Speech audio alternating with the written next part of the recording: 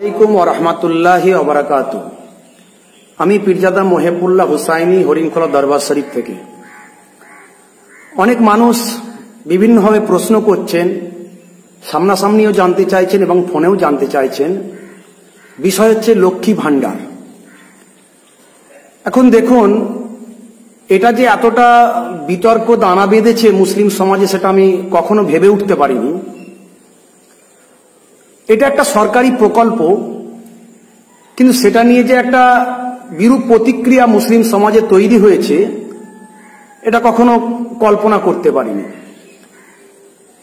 Social media থেকে দেখতে পেলাম অন্তত প্রায় 1 ডজনেরও বেশি মানুষ, বিশেষ করে আলেম সম্প্রদায়, তারা এই লক্ষ্মী ভাণ্ডার নিয়ে পক্ষে এবং বিপক্ষে তারা বলছেন।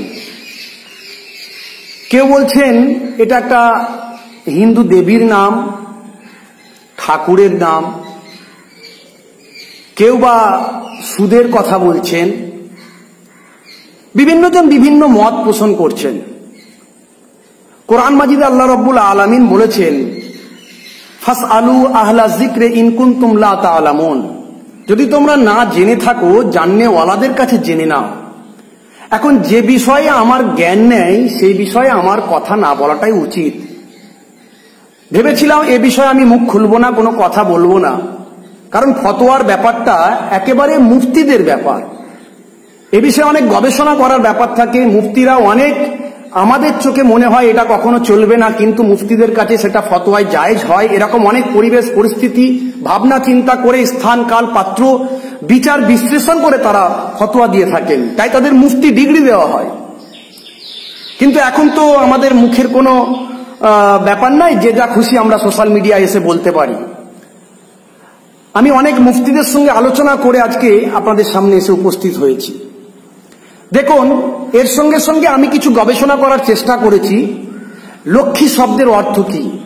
একদিকে যেমন হিন্দু দেবীর নাম, যিনি সৌভাগ্যের বহনকারী একজন দেবী, বিষ্ণু পত্নী ছিলেন তিনি, তার বাহন ছিল পেঁচা।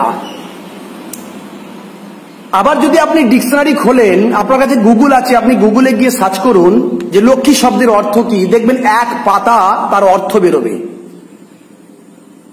এরকম অনেক বাংলা শব্দ এসেছে লক্ষ্মী ছাড়া। আমরা ছোটবেলায় পড়েছিলাম লক্ষ্মী ছাড়া বিড়াল, মানে সে সৌভাগ্যের নয়, দুর্ভাগ্যের, মানে খারাপ বিড়াল। যেমন আমরা বলি লক্ষ্মীমণি, লক্ষ্মী সোনা। অতএব লক্ষ্মী শব্দটা বিভিন্ন জায়গায় বিভিন্ন রকম মানে বহন করে। বাংলা অর্থে লক্ষ্মী কথাটার অর্থ হলো ভালো, সৌভাগ্য, শান্ত প্রকৃতি, সুবোধ ব্যক্তিদের লক্ষ্মী সোনা বলা হয়, লক্ষ্মী সুবোধ কথাটা বলা হয়। এখন এই কথার উপর, এটা একটা সরকারি প্রকল্প, আমাদের এই বিষয়টাকে নিয়ে এতটা বিরূপ প্রতিক্রিয়া তৈরি করা আমার মনে হয় বাঞ্ছনীয় নয়। যদি কোনো বিরূপ প্রতিক্রিয়া তৈরি হওয়ার ব্যাপার থাকে, সেক্ষেত্রে মুফতি সাহেবরাই বলবেন, কারণ এটা কমিউনিটি নিয়ে ব্যাপার, একটা সমাজ নিয়ে ব্যাপার, একটা বড় বৃহৎ অংশ নিয়ে ব্যাপার। আমার মুখে যা আসবে তাই বলে দিলাম, সমাজ একটা বিভ্রান্ত তৈরি হয়ে গেল, এটা তো ঠিক না। আমি ফতোয়া দিচ্ছি না। আমি অনেক মুফতি সাহেবদের সঙ্গে কথা বলেছি, তারা বলেছেন অবশ্যই ফর্ম ফিল আপ করুন, সরকারি প্রকল্প, আমাদের অধিকার আছে গ্রহণ করার। আমরা সেই প্রকল্পকে আমাদের নিজেদের জন্য বাস্তবায়িত করব। যেমন আমরা সবুজ সাথী থেকে উপকৃত হয়েছি, স্বাস্থ্য সাথী কার্ড, আমার পরিচিত মানুষ তারা বড় বড় অপারেশন ফ্রি পয়সায় করতে পারছেন। অবশ্যই মুখ্যমন্ত্রীকে আমরা ধন্যবাদ জানাই এই ব্যাপারে। অনেক ভালো ভালো প্রকল্প নিয়ে এসেছেন। তা আমরা যেমন এই প্রকল্পগুলো গ্রহণ করছি, এটাকে একটা প্রকল্প হিসেবেই গ্রহণ করি। আমরা তো তারকেশ্বর যাই, বাবা তারকনাথের নামে তারকেশ্বর তারা বলেন, আমরা যতটুকু জানি তারকেশ্বর আমরা যাই, বিভিন্ন প্রয়োজনে যাই। আমরা দক্ষিণেশ্বরের ওপর দিয়ে যাই, আমরা কোনো মিষ্টির দোকানে গিয়ে আমরা লক্ষ্মী মিষ্টান্ন ভাণ্ডারে মিষ্টি কিনি। অতএব এগুলোকে আমরা ক্যাজুয়ালি নিই না। আমরা সব ব্যাপারে কেন আমাদের ইমান আমলটাকে এখানে নিয়োজিত করব? এটা সরকারি একটা প্রকল্প।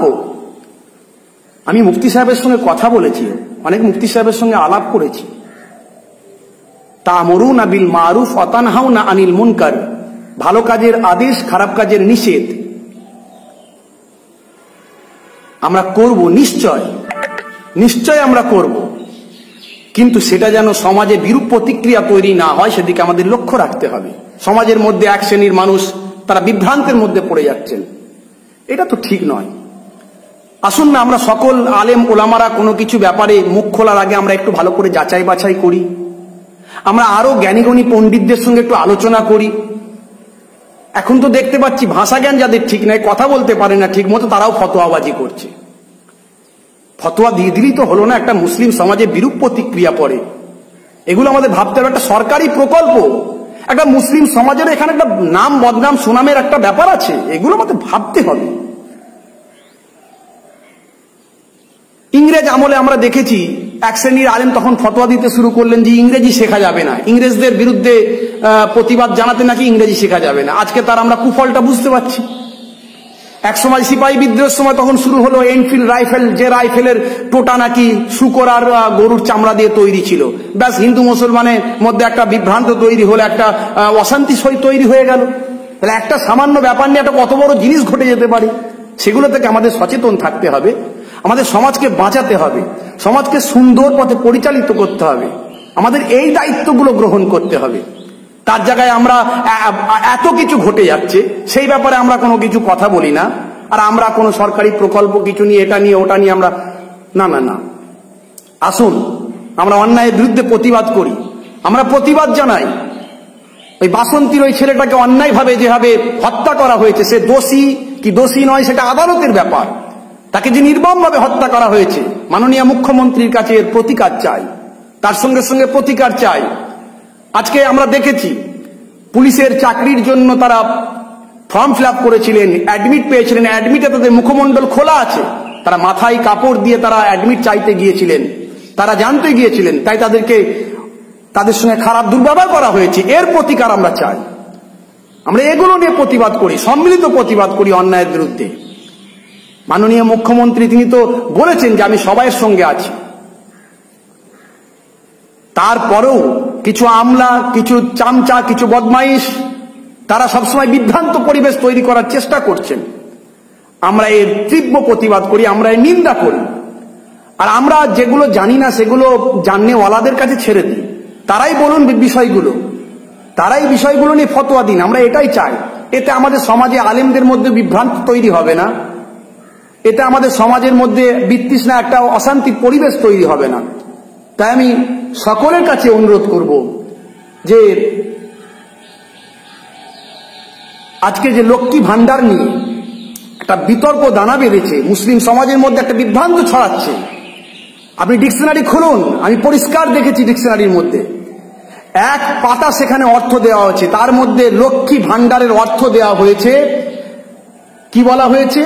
যে ভান্ডার কখনো শূন্য হয় না, বাংলাতে যে ভান্ডার কখনো শূন্য হয় না তাকে লক্ষ্মী ভান্ডার বলা হয়। আশা করি আমি আপনাদের সামনে বলতে পেরেছি। আমি কোনো ফতোয়া দিচ্ছি না, এটা ফতোয়া ভাববেন না। ফতোয়া যদি জানার দরকার হয় মুফতিদের কাছে জানবেন। আমি টাইটেল এমএ মাস্টার ডিগ্রি সব কমপ্লিট করলেও আমি তো মুফতি নয়, তাই আমি মুফতিদের কাছ থেকে জেনে আপনাদের কাছে কথাগুলো বললাম। আর কোনো ফতোয়ার ব্যাপারে মুফতিদেরই কথা বলা উচিত বলে আমি প্রাধান্য দিই মনে করি। তাই আমি অনেক পরে বাধ্য হয়ে কথাগুলো বললাম, অনেক প্রশ্ন আসছে, অনেক কথা আসছে। যাই হোক, আল্লাহ রাব্বুল আলামিন আমাদের সকলের মধ্যে ঐক্য, ভ্রাতৃত্ব, মহাব্বত দান করেন। আমাদের মাযহাবি মাকতাবি ইখতিলাফকে দূরে সরিয়ে দিয়ে আসুন আমরা সকলে মিলেমিশে অন্যায়ের বিরুদ্ধে প্রতিবাদ করি এবং ভালো কাজের, ভালো জিনিসের আমরা সুনাম সুখ্যাতি করি এবং আমরা সব প্রকল্প, সব রকম সুবিধাগুলোকে ভোগ করি এবং যারা সুবিধা দিচ্ছেন তাদের সঙ্গে সহযোগিতা করি। ধন্যবাদ।